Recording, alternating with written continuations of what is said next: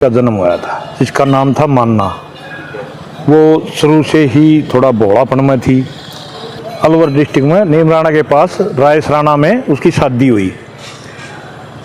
वहाँ पर थोड़े दिन वो रही, फिर उन लोगों ने भोलेपन के कारण, पागलपन के कारण उसको छोड़ दिया। जब तक वह गर्भवती हो चुकी थी, वो आकर के अपने माँ बाप के यहाँ गांव रानीला में रहने लगी। उसके ये अपने बाबा छोटूनाथ ने जन्म लिया, जो कि जन्म से ही भगवान का रूप था उनका। उन्हें जन्म लेते ही चमत्कार दिखाने शुरू करे थे। हाँ, जब से ही उसको 2-3 महीने का ही उसने एक तालाब में फेंक दिया था। जब भी वो ऊपर तैरते रहे, एक दिन उसको एक दिन उसको शमशान में छोड़ आई। पूरी रात शमशान में अपना खेलता रहा। कभी कभी वो रास्ते में जहाँ से पशु जाते पानी पात पीने के लिए, वहाँ भी छोड़ दिया। वहाँ भी उसको कुछ नहीं चोट आई। यहाँ से उसका जन्म का वो होया। फिर वो थोड़े बड़े हो गए, 3-4 साल के, तो उनके मामा ने, नाना ने ये सोचा कि भाई इसका कौन पालन पोषण करेगा, या तो पागल है, क्यों ना इसको बाबा के यहाँ चढ़ा दिया जाए। वो बाबा डेरे में चढ़ा दिए, जहाँ के जब बाबा इंदर भी थे और बाबा कन्हैयानाथ भी थे। तो इसलिए इनके गुरु का नाम बाबा कन्हैयानाथ था, क्योंकि उनका शिष्य था ये। तो उन्होंने वहाँ अपना तपस्या शुरू करी। रहते गांव रानीला में थे। तपस्या जितनी बार करते थे वो पिलाना में करते थे। यहाँ पिलाना में कोई मंदिर उसकी था नहीं बाबा छोटूनाथ का। यहाँ गुग्ग के पास में एक वो था टीला, उस पर आकर के वो अपनी तपस्या करते। तपस्या के दौरान बताते थे, हमारे पिताजी हर का साथ के थे, बताते थे कि एक दिन भी कोई आंधी एक बूंद, इतना वो तपस्या करते, कोई उनको दिक्कत नहीं आई मालिक की दया से।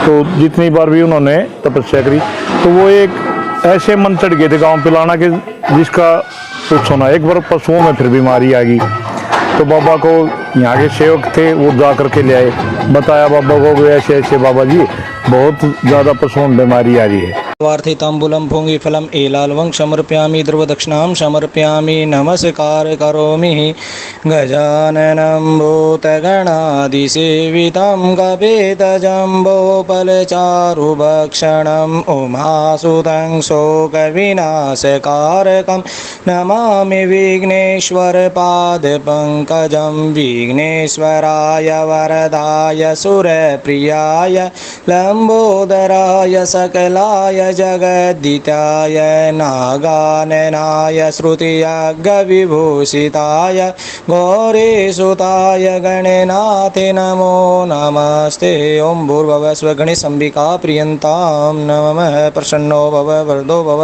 नमो नमस्ते स्फटिकप्रभावे सुश्वेतहाराय सुमङ्गलाय सुपाशहस्ताय जशासनाय जलादिनाथाय नमो नमस्ते। जलादिनाथाय नमो नमस्ते। ओं भूर्भुवः स्वः मां पतिवरुणाय प्रियन्तां नमः।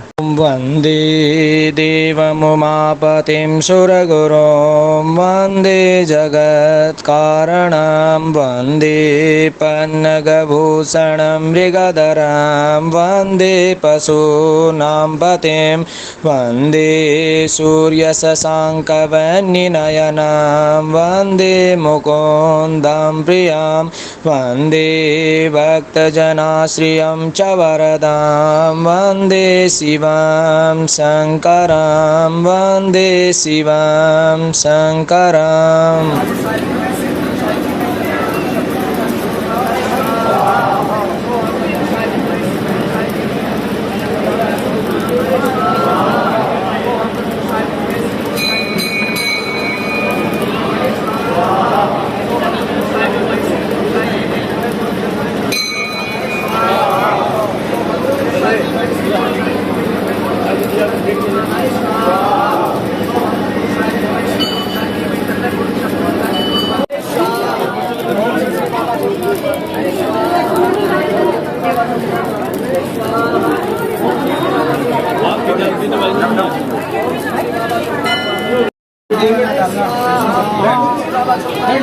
स्वाहा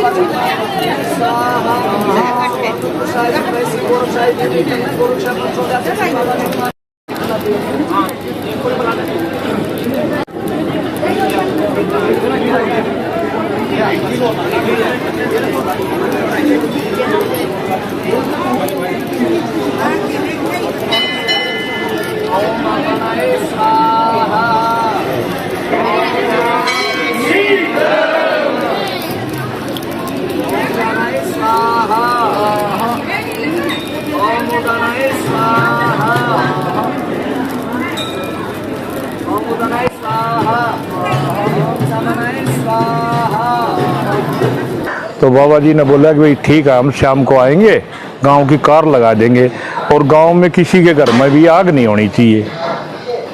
बाबा जी शाम न आए, तैयारी करी कार की, तो उन्होंने पहले ही बता दिया कि 3 घरों में आग है, उनके नाम भी बता दिए।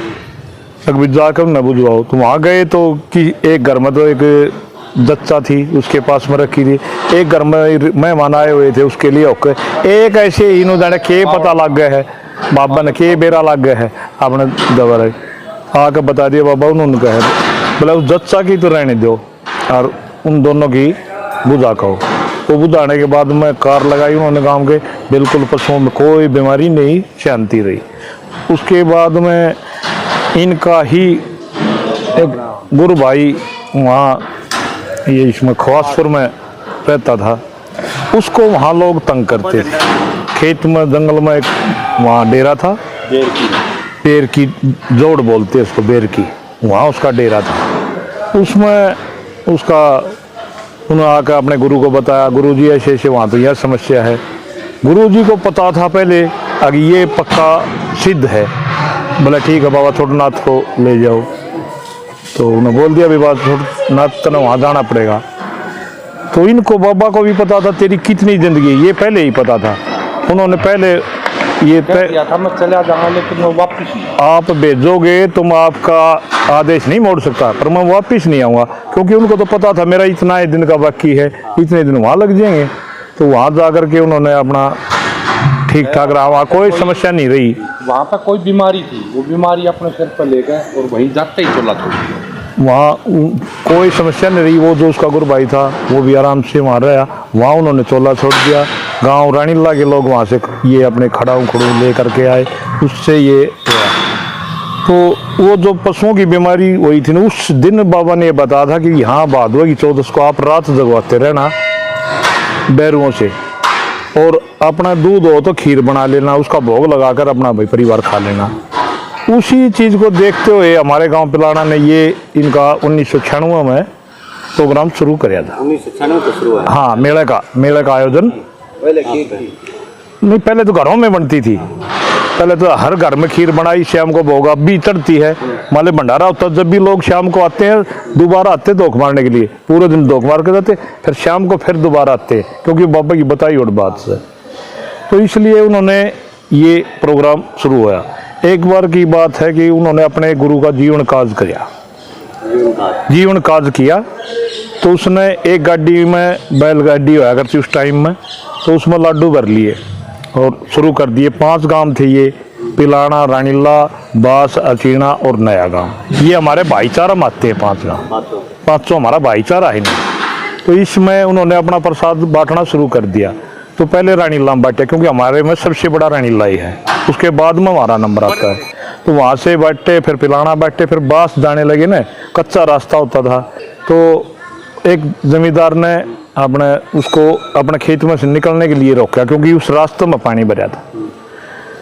तो उसने बहुत समझाया उसको, पर क्या है कि लोग मुड्ढी होते थे ना, उनको ज्ञान था क्या है बाबा क्या नहीं है, जिद कर ली, नहीं निकले। वो वहाँ से चले गए, प्रसाद 500 गाँव में बांट कर आए, तो वहाँ से अपने गोद से लाकड़ी भर कर ले आए।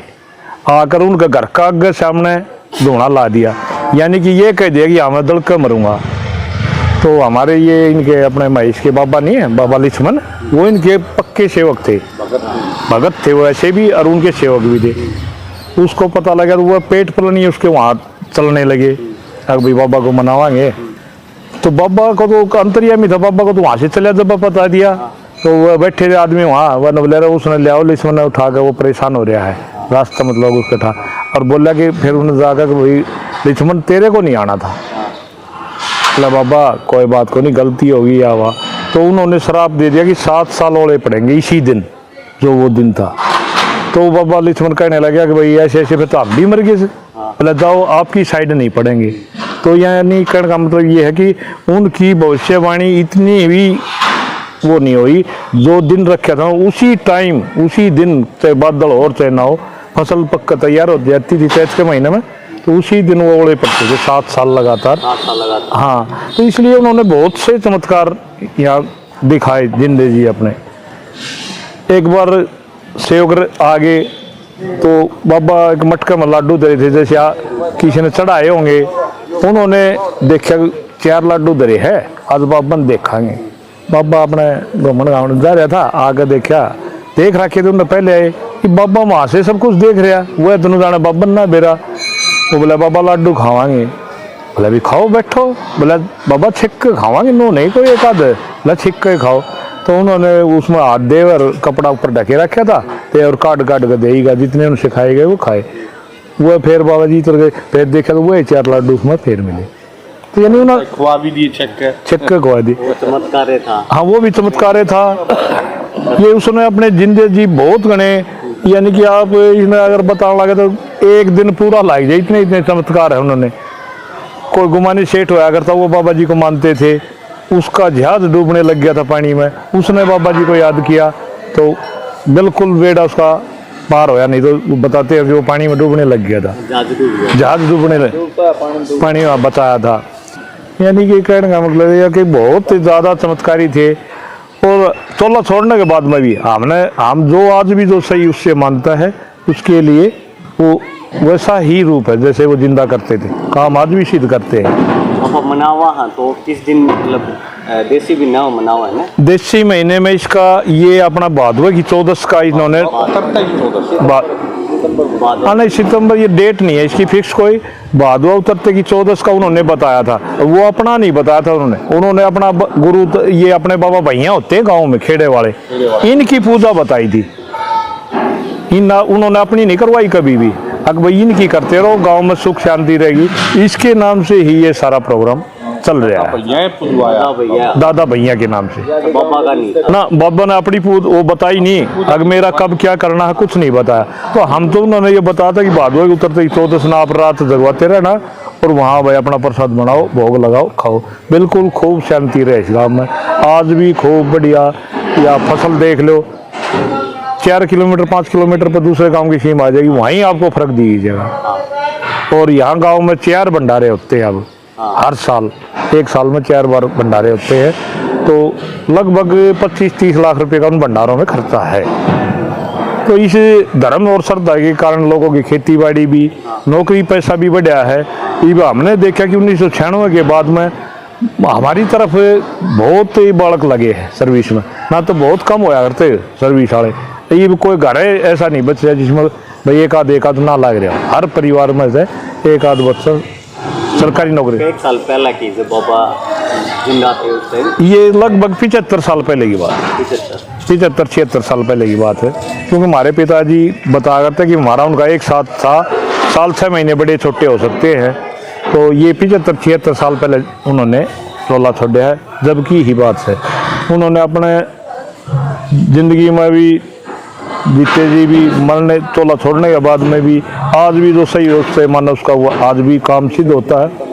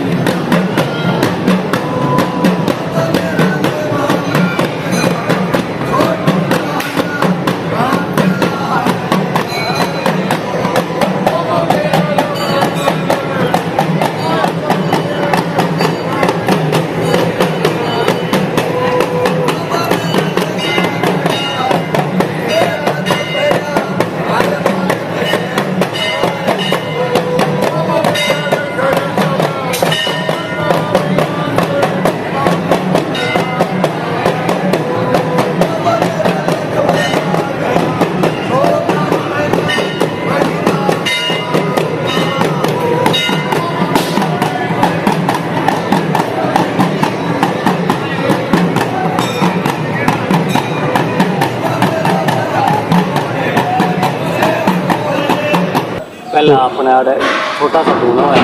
हाँ, एक टेला था, इस पर एक गुग्गे की मंडी थी और एक बाबा भैया की मंडी थी, और कुछ भी नहीं था यहाँ पर फिर भी वो तपस्या यहाँ करते थे इसी टेली पर। तपस्या पिलाना गाँव। हाँ, गांव पिलाना में ही तपस्या करते थे। उनका मन भी पिलाना में ज़्यादा था, हमारे लोगों का भी उनके प्रति ज़्यादा भाव था। तो इसलिए हमारा ये देख लो आप, 1996 से लेकर आज तक ये कितनी जगह बनी है। ये बहुत बन गई। हाँ, ये तो इतनी बन रही है कि इसको जब बनाया जब तो लोग कहते इतना बड़ा ग्राउंड का क्या करोगे, आज देख लो कितना जगह भी हो तो एक दूसरा ग्राउंड तैयार कर दिया इसमें। तो इसलिए बाबा का ये बार मेला अलग कर दिया। हाँ, मेला अलग कर दिया, कुश्ती अलग थी, भंडारा अलग था तीनों की, क्योंकि यहाँ भीड़ होती थी। मेला यहाँ लगता था ना सामने, तो भीड़ हो जाती थी। अब की बार मेला उसमें कर दिया, कुश्ती वहाँ थी, भंडारा यहाँ था। खीर का भंडारा और देसी घी का, हाँ, लाडुआ का। ये लाडुआ का भंडारा चालू हुआ है 5 गांव का भंडारा क्या जब से ये शुरू में खीर बनाया करते। शुरू में तो स्टार्टिंग में गाँव का अपन ने कब कराया था? ये कराया था लगभग मेरे ख्याल से 2-3 में होया हो शायद। 2002-3 में। हैं? 11 ते फड़ा 11 ते नीचे ना 11वां भंडारा था वो। हाँ 11 में ते नीचे ना वो भंडारा ना पास था। हाँ, तो 96 में शुरू था, 96, 97, 98, 99, 2000, 1, 2, 3, 11, फिर 5-6 का उसमें आ गया। पहले गिर का 5 फुट में। हाँ, 5 फुट के आसपास ही था। 5 फुट के आसपास में था। हाँ, 5 फुट के आसपास है। 2 या 3 में हाजिरी हुई थी बाबा जी की। हाँ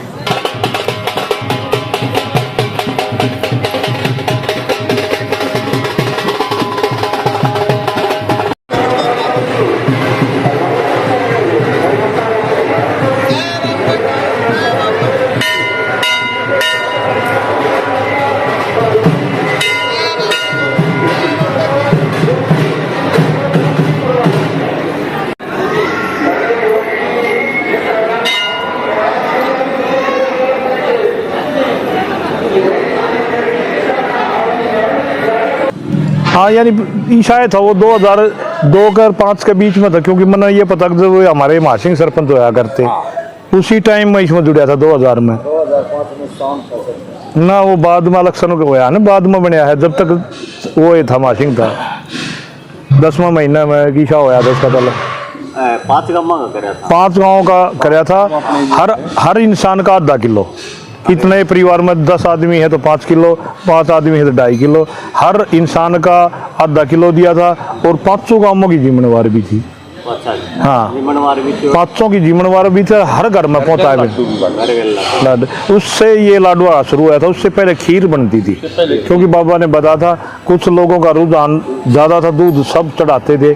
आज खीर से पूर्ति नहीं होती, आज खीर आज भी बन रही है और ये लाडुआ का भी बनता है। खीर का तो भोग छूट नहीं सकता ना। हाँ, वो तो जरूरी है।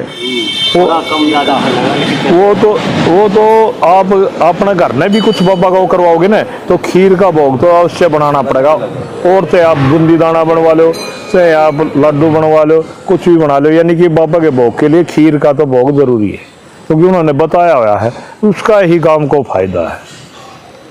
खीर अपने बनेगी। हाँ, खीर बनेगी पक्का, इसमें कोई वो नहीं। लड्डू, हाँ, अब की बार ये 18 बोरिया के लड्डू बनाएंगे।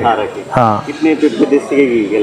50 पीपे लगे, देसी घी के 50 पीपे लगे हैं। और 55 मन आटा लगा इसमें भंडारा में, और ये 18 मन बेसन लगा था लाडुआ में। ऐसे करके पूरा 24 घंटे बना। हाँ, ये 24 से भी ज्यादा चला है। इससे ज्यादा वो गांव में भी बांट दिया। कल भी हाँ, था ना। हाँ, कल भी, कल पूरा साल में भी मतलब लड्डू उठे।